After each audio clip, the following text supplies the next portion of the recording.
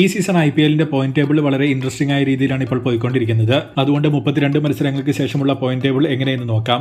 വീഡിയോയിലേക്ക് കടക്കുന്നതിന് മുൻപായി ഇതുപോലുള്ള കൂടുതൽ IPL വാർത്തകൾക്ക് വേണ്ടി ഈ ചാനൽ മറക്കാതെ സബ്സ്ക്രൈബ് ചെയ്യൂ.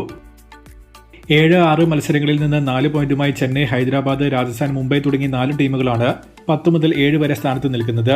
ഇതിൽ മുംബൈയും ഹൈദരാബാദും ഇന്ന് ഏറ്റുമുട്ടുമ്പോൾ ഇതിൽ ഒരു ടീം 6 പോയിന്റിലേക്ക് പോകും. തോക്കുന്ന ടീം ചെന്നൈ, രാജസ്ഥാൻ എന്നിവരുടെ അതേ പൊസിഷനിലേക്കായിരിക്കും എത്തുക.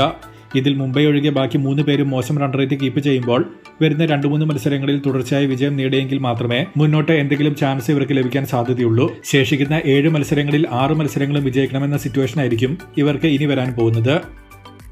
6ാം സ്ഥാനത്ത് 7 മത്സരത്തിൽ 3 വിജയവും 4 പരാജയവും 6 പോയിന്റുമായി കൊൽക്കത്തയാണ് നിൽക്കുന്നത്. ഈസിയായി 1ാം സ്ഥാനത്തേക്ക് കഴിഞ്ഞ ദിവസം പോകാനുള്ള ചാൻസ് ആയിരുന്നു കൊൽക്കത്ത നശിപ്പിച്ചു കളഞ്ഞത്. എങ്കിലും ടീമിന് ബെറ്റർ റൺ റേറ്റ് ഉണ്ട്. ശേഷിക്കുന്ന 7 മത്സരങ്ങളിൽ ചുരുങ്ങിയത് 4-5 വിജയങ്ങളെങ്കിലും കൊൽക്കത്ത ഇനി നേടിയെടുക്കേണ്ടതുണ്ട്. 5 മുതൽ 2 വരെ സ്ഥാനത്ത് 8 പോയിന്റുമായി ലക്നൌ, പഞ്ചാബ്, RCB, ഗുജറാത്ത് തുടങ്ങിയവരാണ് നിൽക്കുന്നത്. ഇതിൽ LSG മാത്രം 7 മത്സരങ്ങൾ കളിച്ചിരിക്കുമ്പോൾ ബാക്കി 3 പേരും 6 മത്സരങ്ങൾ മാത്രമേ കളിച്ചിട്ടുള്ളൂ. GTക്കും RCBക്കും നല്ല റൺ റേറ്റ് ഉണ്ട്. ശേഷിക്കുന്ന 7-8 മത്സരങ്ങളിൽ 5-4 വിജയങ്ങൾ എന്നതാണ് ഇവർക്ക് പ്ലേ ഓഫ് ഉറപ്പിക്കാൻ വേണ്ടത്. ഇവർ തമ്മിൽ ക്രോസ് മത്സരങ്ങൾ കൂടി ഇനി വരുമ്പോൾ ടോപ്പ് ഓഫ് ദി ടേബിൾ വളരെ ഇൻട്രസ്റ്റിംഗ് ആകാനായിരിക്കും പോകുന്നത്. 6 മത്സരത്തിൽ 5 വിജയവുമായി ഡൽഹിയാണ് 1ാം സ്ഥാനത്ത് നിൽക്കുന്നത്. ശേഷിക്കുന്ന 8 മത്സരങ്ങളിൽ വെറും 3 വിജയങ്ങൾ ഡൽഹിയെ പ്ലേ ഓഫിലെത്തിക്കും.